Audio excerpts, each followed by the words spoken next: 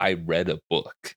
Seriously, that's kind of a big deal for me. I don't really do that anymore. Reggie Fils-Aimé has got to be one of the coolest heads of a gaming company ever. I've been wanting to read this book for a while now, and I actually read it a while ago. I got it for Christmas. Thank you, Samantha. And I could not put it down as soon as I started reading. Like, it was addicting. The first chapter of the book is going over Iwata's death and how that affected him. And man, I also absolutely adore Iwata. Rest in peace. Another great head, possibly the best head of a company ever. His whole story is so good too. I don't think he has a book. There's an Ask Iwata book that someone made of all the Ask Iwata questions answered.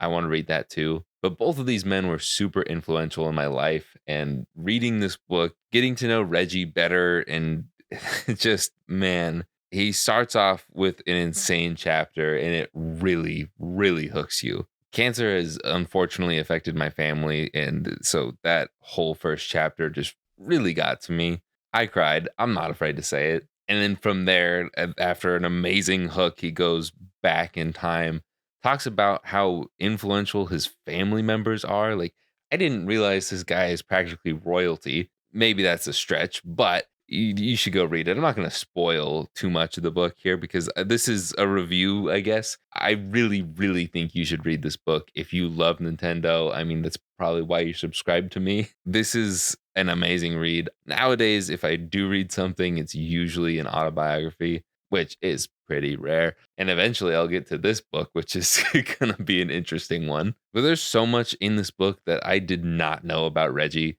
Like, obviously, he had to work his way up to being the president of Nintendo, but I just didn't realize how much he did before he got to Nintendo. Because he was with Nintendo for most of my life. I think it was like 15 years, like somewhere around 2003 or 4, I believe. Middle of the GameCube life, I'm pretty sure. But he doesn't really get to Nintendo till halfway through the book. He legitimately does not get there till halfway through the book. And even then, I wasn't upset. It's really, really good stuff. And he's just insane in a good way. I promise. He's a disruptor, which I will say, as much as I love Reggie, I know that is like an industry term, disrupting, stuff like that. But he calls himself a disruptor a lot. And it does read a little cringy, but hey, we're nerds here. It's okay. We're not meant to be cool people as much as I try to be. But he worked at places like Panda Express, MTV. Was it MTV? I'm pretty sure. VH1. My bad. VH1. And he worked there in New York City during 9/11. Crazy time. It was definitely better once it got to the Nintendo stuff. Obviously, as a Nintendo fan, that's what I wanted to know about. But still seeing his like upbringing and talking about college and all of his work history, just making his way through job after job, getting a better and better position, and just revolutionizing almost every company he touched. And especially when it came to Nintendo. Like, if it wasn't for Reggie, the Nintendo of America side wouldn't be nearly as powerful as it is today. Like, Japan kind of just ran the ship, and then Reggie's like, hey man, you should really listen to us a little more. Like, give me a little more say. Put me in these meetings. He actually disrupted Nintendo, and that wasn't cringy. And it's just so cool to see him like break down the walls of the executive and Satoru Iwata, make working more human and not just work, work, work. It's more fun and getting to know your coworkers, actually becoming friends with the people you work with, crazy ideas. And then the excitement that he brought to E3. If you haven't seen the 2004 presentation, it's hilarious. And he talks about that for almost a full chapter, kicking ass and taking names. And then he talks about how they went through the changes from the GameCube to the Wii. He talked about how stupid the Game Boy Micro was, and thank you. I legitimately said thank you out loud when I read that. I'm on Team Reggie. The Micro is stupid, and it should not be as expensive as it is now because I get it's rare, but it's bad. Why it just sits in a glass container for me. That is it. It is there for completionist's sake, and anyways, I'm getting distracted. I don't like the Micro. I wish he would have talked a little bit more about things like the Wii U. He kind of glossed over that. And that's such a cool part in Nintendo's history for me. The Wii U is super interesting from like a business and financial standpoint to me. As a console, I mean, it's innovative, it's different, it's weird, but I really want to know more of like what the environment was like at Nintendo when the Wii U was just absolutely tanking.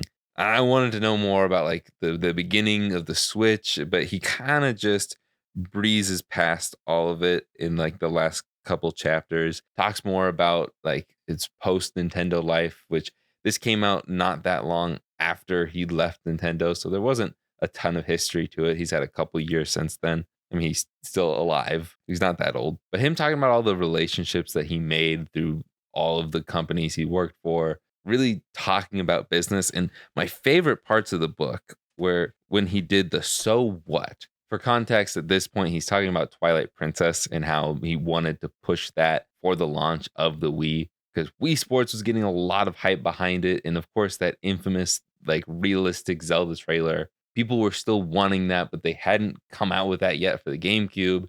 And if you don't know, the Wii launched with Twilight Princess, but it also got a release on the GameCube. It was meant for the GameCube, it was developed on the GameCube. They kind of shoehorned in the release for the Wii as well. Even though I think it technically came out on the Wii first. Either way, the Twilight Princess release is very interesting and weird too. But I love that he broke down like multiple sections of personal things, business things, really got you to explain it with more context, more analysis. It was super cool. And they're like almost every 2 pages, not every 2 pages, but they're very common throughout this book. You not only learn about his life, but you can learn a lot from the lessons that he learned and the things he's found out through all of this work history. And I don't know, there's a lot of business in here that's very interesting to me. If you're a Nintendo fan, if you're a Reggie fan, I think you should definitely grab this book. It's regularly like really cheap, like $8, I think, for a hardcover book. When it was close to Christmas time and my sister was asking me, what do you want for Christmas? Her voice isn't that deep. I was like, I want this book. It's on sale for like $8 right now or whatever it was. And she's like, who's it by? I'm like, Reggie Fils-Aimé. I think I ended up sending her the link and oh my gosh, I got it for Christmas. But yeah, I tore through this book. It only took me like a week, and that was also while I was planning and doing all the stuff for the charity event, which meant I had no time to read.